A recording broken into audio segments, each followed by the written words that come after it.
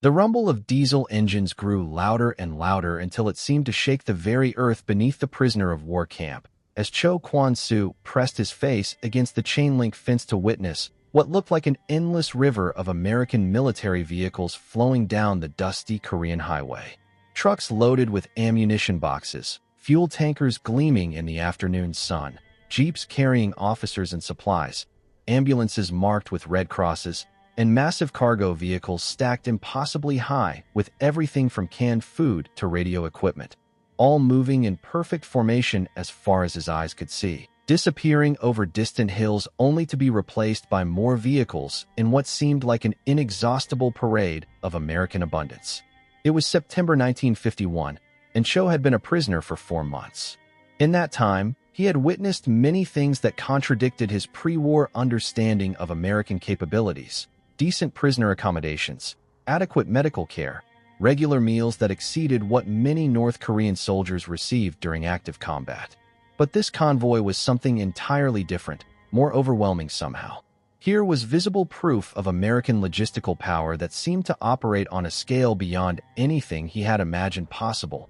A transportation network that could deliver unlimited quantities of supplies to armies fighting thousands of miles from their homeland. Choe had been a railway worker before the war, responsible for coordinating the movement of freight cars and supply trains through the mountainous terrain of North Hamgyong province, where his family had labored for generations in service of transportation systems that connected remote villages to larger commercial centers. He understood logistics, supply chains, and the immense challenges involved in moving large quantities of materials across difficult terrain. What he was witnessing through the camp fence seemed to violate every principle he thought he understood about the limitations of military supply systems. The convoy had been rolling past the camp for over an hour without interruption, each vehicle loaded to capacity with supplies that represented abundance beyond anything Choe had experienced during his military service. American guards had explained through interpreters that such convoys were routine rather than exceptional, that similar streams of supplies were flowing throughout South Korea every day, maintaining American and UN forces with everything they needed to continue fighting indefinitely. The casual manner in which this information was delivered suggested that Americans considered such logistical capabilities normal rather than miraculous. This is the story of that convoy and thousands like it. Endless streams of American military vehicles that would challenge everything these prisoners thought they knew about warfare, industrial capacity, and the relationship between homeland production and battlefield effectiveness in modern conflicts. The Korean War had erupted in June 1950 with North Korean leaders confident that American forces would be quickly overwhelmed and forced to evacuate the peninsula within weeks of serious fighting. Communist propaganda had portrayed American military power as dependent on technological superiority that could be neutralized through determined resistance and superior revolutionary spirit. The sight of seemingly unlimited supply convoys delivering endless quantities of materials to American forces contradicted these assumptions about American vulnerability and resource limitations. Choe's capture near the Pusan perimeter in May 1951 had occurred during a period when North Korean forces were experiencing severe supply shortages that limited their effectiveness and forced soldiers to fight with inadequate equipment, insufficient ammunition, and irregular food supplies. His unit had been reduced to scavenging equipment from battlefield casualties and rationing ammunition so severely that soldiers were forbidden to fire except when absolutely necessary for survival. The contrast with American supply abundance was immediately apparent upon entering prisoner custody. The camp itself was supplied by regular convoys that delivered not just basic necessities, but also comfort items, recreational equipment, medical supplies, and consumer goods that seemed impossibly luxurious compared to the scarcity Choe had experienced during active military service. American guards ate better than most North Korean officers, wore uniforms that were regularly replaced when worn, and had access to equipment and supplies that seemed unlimited. Private Johnson, a former truck driver from Ohio who worked in camp supply operations, explained through interpreters that the convoys Choe was witnessing represented just a small portion of American logistical capabilities in Korea. Similar supply streams were operating throughout the peninsula, delivering materials to frontline units, rear area facilities, medical installations, and civilian support operations with clockwork precision that ensured no American unit ever faced the kind of supply shortages that had crippled North Korean effectiveness. The industrial scale of American logistics was beyond anything Choe could have imagined based on his experience with North Korean transportation systems. Individual trucks in the convoys carried more supplies than entire North Korean supply trains, while the total quantity of materials moving past the camp in a single day exceeded what his home province might see in months of peacetime commerce. The implications were staggering and deeply unsettling for someone who had been raised to believe in the inevitable triumph of socialist efficiency over capitalist waste. The variety of supplies visible in the passing convoys was itself educational about American military doctrine and industrial capabilities. Choe could identify ammunition boxes, fuel containers, food crates, medical supplies, communications equipment, vehicle parts, construction materials, and thousands of items whose purposes he couldn't determine, but which obviously served essential functions in maintaining American military effectiveness. The diversity suggested supply systems that could provide anything American forces might need, whenever they needed it. The vehicles themselves represented technological sophistication that impressed prisoners with mechanical backgrounds. These were not improvised civilian trucks pressed into military service, but purpose-built military vehicles designed for reliability, capacity, and performance under combat conditions. The standardization was remarkable. Hundreds of identical trucks, each capable of carrying identical loads, all maintained to identical specifications that ensured consistent performance across vast distances and challenging terrain. Sergeant Kim Yong-ho, a former logistics officer who had been captured alongside Choe, was particularly struck by the apparent efficiency of American supply operations. "Look at the spacing between vehicles," he whispered to fellow prisoners as they watched another convoy pass. "Look at the discipline of the drivers, the condition of the equipment, the organization of the loads. This is not improvised transportation. This is industrial warfare on a scale we never imagined possible." The psychological impact of witnessing endless supply convoys was profound for prisoners who had experienced the desperation of fighting with inadequate resources. These convoys represented the material foundation upon which American military confidence was built. The certainty that ammunition would always be available, that fuel would never run short, that food and medical supplies would arrive on schedule regardless of weather, enemy action, or logistical challenges. The educational aspects of convoy observation provided insights into American industrial capacity and organizational culture that went far beyond immediate military applications. These supply streams represented the output of an entire continental economy mobilized for warfare.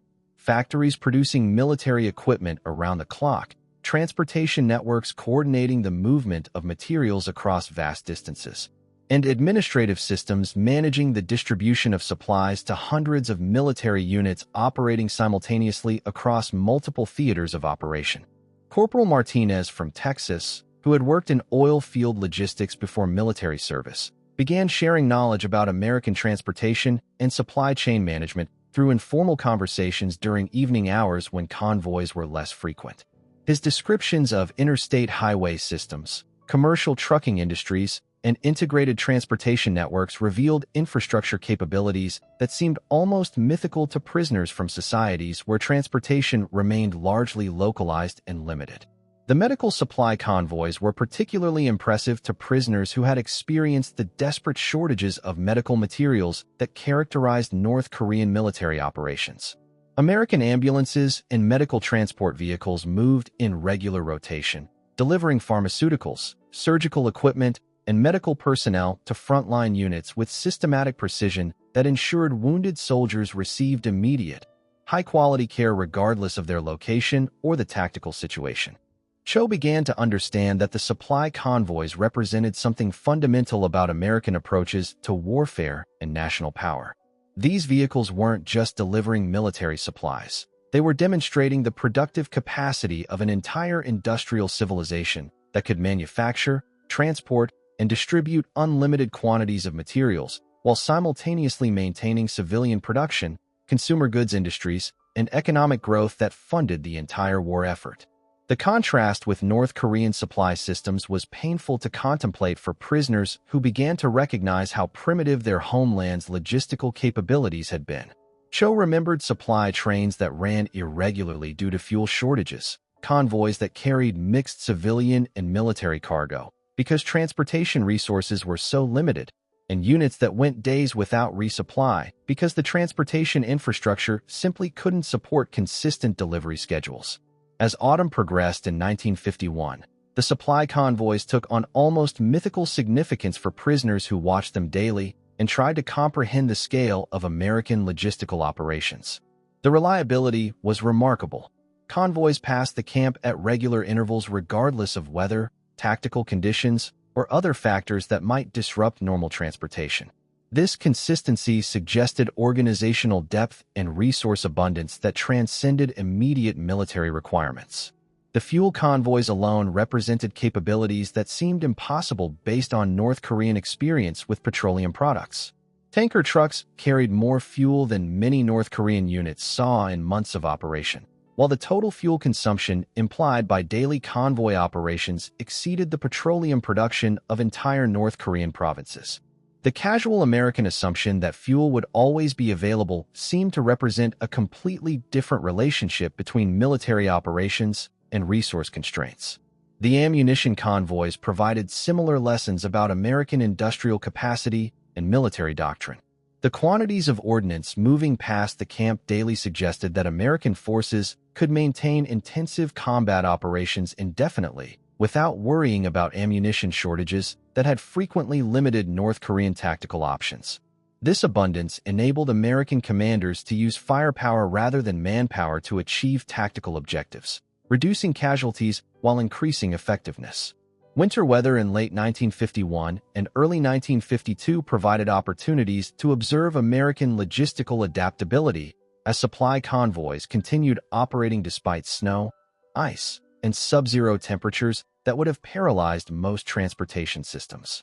Specialized winter equipment, improved maintenance procedures, and systematic planning enabled supply operations to continue with minimal interruption, demonstrating organizational competence that extended far beyond basic transportation management.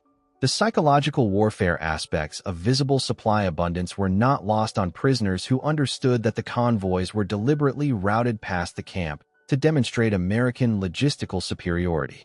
This display of abundance was more effective than any propaganda in convincing prisoners that American military power was based on material advantages that North Korea could never hope to match through revolutionary spirit or tactical innovation alone. Spring 1952 brought increased convoy traffic as American forces prepared for anticipated communist offensives and expanded their own operations throughout the peninsula. The scale of preparation was overwhelming. Supply buildups that exceeded the total material resources of entire North Korean armies, delivered with systematic efficiency that suggested unlimited capacity to sustain and expand military operations as necessary. The technological sophistication of American supply operations became even more apparent as prisoners learned to recognize different types of specialized vehicles designed for specific logistical functions. Communications trucks, mobile repair facilities, fuel distribution systems, and medical transport vehicles represented integrated approaches to military logistics that ensured American forces could maintain operational effectiveness regardless of tactical circumstances or geographical challenges. The civilian contractor vehicles that appeared intermixed with military convoys provided additional insights into American organizational culture and economic systems. Private companies were providing transportation services, construction materials, and specialized equipment through contractual arrangements that demonstrated the integration between military operations and civilian industrial capacity that characterized American war production. As summer approached in 1952, the supply convoys had become such routine parts of daily camp life that prisoners barely noticed individual vehicles passing on the nearby highway. But the cumulative psychological impact was enormous. Daily evidence of American abundance that made North Korean resource limitations seem increasingly hopeless, and the eventual outcome of the war seemed predetermined by material factors rather than ideological commitment.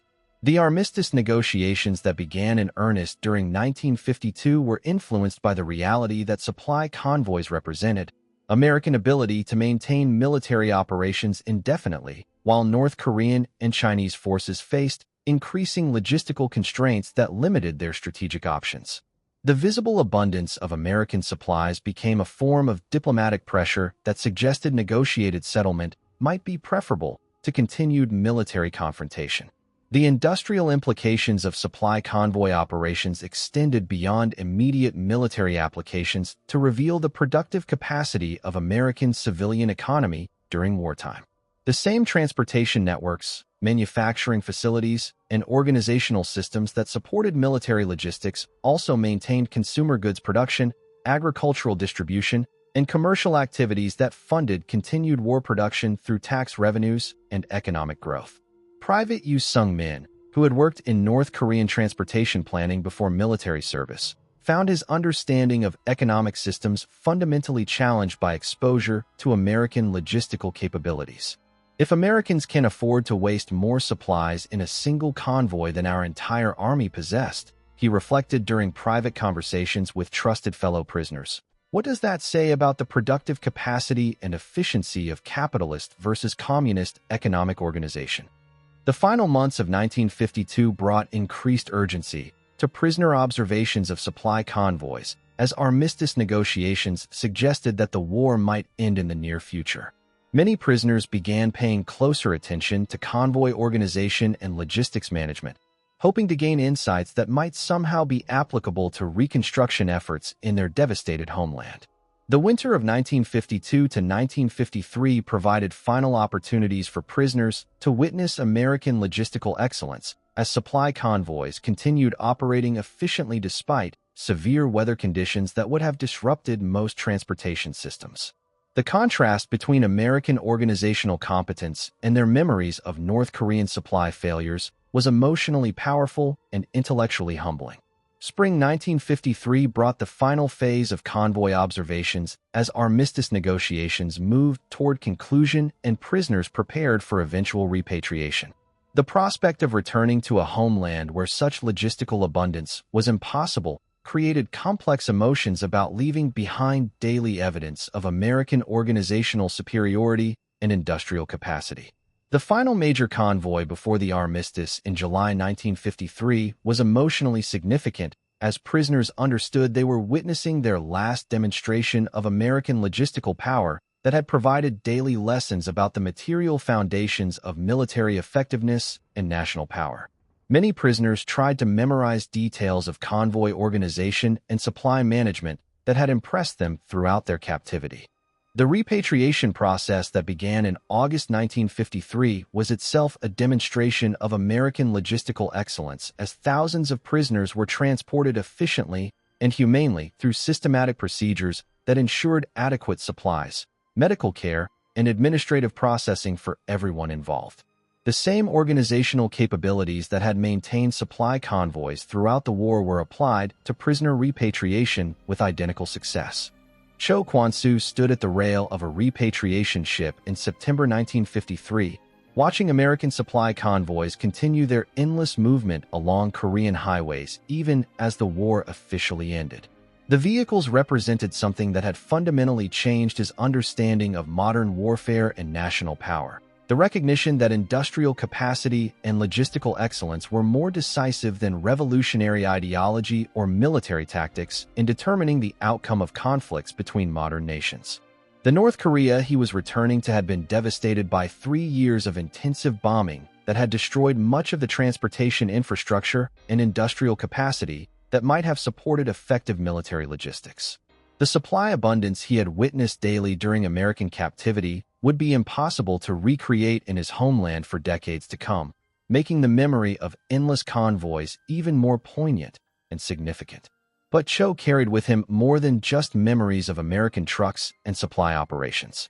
He carried a fundamentally different understanding of what modern nations could achieve through systematic organization, industrial production, and logistical excellence that prioritized effectiveness over ideology and practical results over revolutionary rhetoric. The story doesn't end with repatriation and return to a devastated homeland, where such logistical capabilities remained unavailable. In the decades that followed the Korean War, some former prisoners carried their observations of American supply operations as they contributed to reconstruction efforts and gradual economic development. While comparable logistics remained impossible, the understanding of what systematic organization could achieve influenced perspectives on industrial planning and infrastructure development. Some former prisoners became advocates for improved transportation systems and supply chain management within the constraints of North Korean economic and political structures, arguing that attention to logistical efficiency could improve both military effectiveness and civilian welfare without undermining revolutionary objectives. Others shared their convoy observations with trusted colleagues as examples of what advanced industrial societies could achieve through systematic planning and abundant resources. The American personnel who had operated the supply convoys returned to civilian life with enhanced appreciation for the transportation infrastructure and logistics capabilities they had always taken for granted, along with deeper understanding of how such capabilities appeared to enemies who lacked comparable organizational and industrial resources. The supply convoy system had demonstrated something profound about the relationship between industrial capacity and military power in modern warfare. It had shown that nations with advanced manufacturing capabilities and systematic organization could project power globally while maintaining domestic prosperity, and that such advantages could be more decisive than tactical innovations or ideological commitment in determining military outcomes. But perhaps most importantly, the endless convoys had revealed the power of systematic organization and industrial abundance to communicate national strength more effectively than any propaganda or diplomatic pressure. The prisoners who had witnessed American logistics in operation had experienced something that transcended political ideology and military doctrine. The recognition that modern warfare was fundamentally an industrial activity that required productive capacity, organizational excellence, and systematic planning on scales that only the most advanced societies could achieve. The convoy had passed over the horizon and disappeared from view, but its lessons remained clear and lasting. The trucks had delivered their cargo and returned for more loads, but their message would endure, that advanced industrial societies possess advantages that transcend immediate military capabilities, that systematic organization can overcome tactical disadvantages, and that the endless flow of supplies along a dusty road can become a more powerful demonstration of national strength than any parade or political rally ever devised by human ambition. Today, efficient logistics and supply chain management are recognized as fundamental requirements for military effectiveness and economic prosperity throughout the developed world. The North Korean prisoners who first witnessed American convoy operations in the 1950s had observed an early demonstration of the organizational capabilities that would eventually transform global commerce and military doctrine. The convoys had completed their missions and returned to depots for resupply, but their demonstration of American industrial power and logistical excellence would prove more lasting than any political system and more influential than any ideology seeking to deny the importance of systematic organization and abundant production in determining the capabilities and ultimate success of modern nations. That perhaps is the ultimate lesson of the Korean War supply convoys, that sometimes the most convincing demonstrations of national power come not through dramatic military victories or political speeches, but through the quiet efficiency of endless trucks delivering unlimited supplies to those who need them, when they need them, regardless of obstacles or challenges. The vehicles had disappeared over distant hills, but their message would echo through history, that true strength lies not in revolutionary rhetoric or tactical brilliance, but in the systematic ability to produce, organize, and deliver whatever resources are necessary to achieve national objectives and protect national interests.